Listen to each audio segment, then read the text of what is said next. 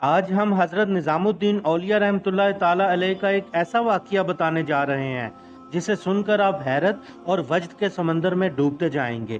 آپ کا نام سید محمد نظام الدین اور والد کا نام سید احمد بخاری ہے۔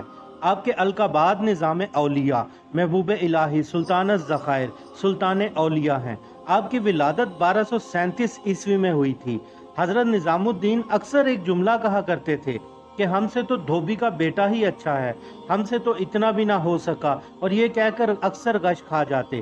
ایک دن آپ کے مریدوں نے پوچھ لیا، حضرت یہ دھوبی کے بیٹے والا کیا ماجرا ہے؟ آپ رحمت اللہ تعالیٰ علیہ نے فرمایا، ایک دھوبی کے پاس محل سے کپڑے دھلنے آیا کرتے تھے، اور وہ دھوبی اور اس کی بیوی کپڑے دھو کر تہ لگا کر واپس محل پہنچا دیا کرتے تھے۔ ان کا ایک بیٹا تھا جو جوان ہوا تو کپڑے دھونے میں اپنے باپ کا ہاتھ بٹانے لگا۔ کپڑوں میں شہزادی کے کپڑے بھی ہوتے تھے، جنہیں دھوتے دھوتے وہ لڑکا شہزادی کے عشق میں گرفتار ہوتا گیا۔ محبت کے جذبے جاگ جانے کے بعد اس لڑکے کے الفاظ تبدیل ہوتے گئے۔ وہ اب پہلے شہزادی کے کپڑے الگ کرتا، انہیں خوب اچھی طرح دھوتا اور پھر نرالے انداز میں طے کر کے الگ رکھ دیتا۔ سلسلہ چلتا رہا اور آخر لڑکے کی ماں نے اس تبدیلی کو محسوس کر لیا اور پھر اپنے شوہر دھوبی کو بتایا کہ یہ لگتا ہے سارے خاندان کو مروا دے گا، ہمارا بیٹا تو شہزادی کے عشق میں مبتلا ہو گیا ہے۔ دھوبی نے بیٹے کے کپڑے دھونے پر پابندی لگا دی۔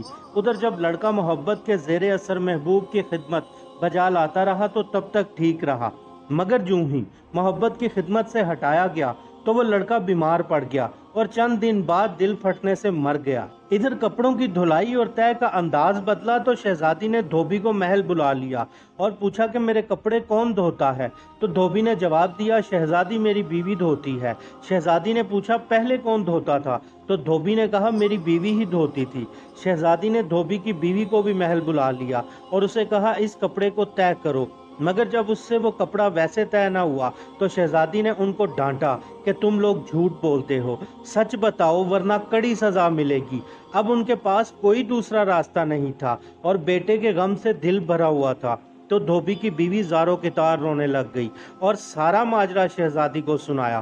شہزادی سارا واقعہ سن کر سناٹے اور سکتے میں آ گئی اور پھر شہزادی نے سواری کا حکم دیا اور پھولوں کی ٹوکریاں رکھی گئیں اور شہزادی لڑکے کی قبر پہ آئی اور سارے پھول مقتول کی قبر پر چڑھا دیے۔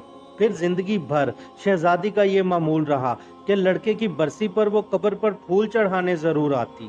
یہ بات سنا کر حضرت نظام الدین اولیاء نے فرمایا کہ اگر ایک انسان سے بن دیکھے محبت ہو سکتی ہے تو بھلا اللہ تعالیٰ سے بن دیکھے محبت کیوں نہیں ہو سکتی؟ ایک انسان کی دوسرے انسان سے محبت اگر اس کی زندگی میں تبدیلی لا سکتی ہے اور وہ اپنی ساری جستجو محبوب کے کپڑے دھونے پر لگا سکتا ہے، تو کیا ہم اپنی محبت اللہ کی عبادت میں اس طرح استعمال نہیں کر سکتے؟ اگر ایک شہزادی کپڑے کی تہ کو پہچان سکتی ہے تو اللہ کی راہ میں کی گئی خالص عبادت کو اللہ پہچاننے سے کیا عاجز ہے؟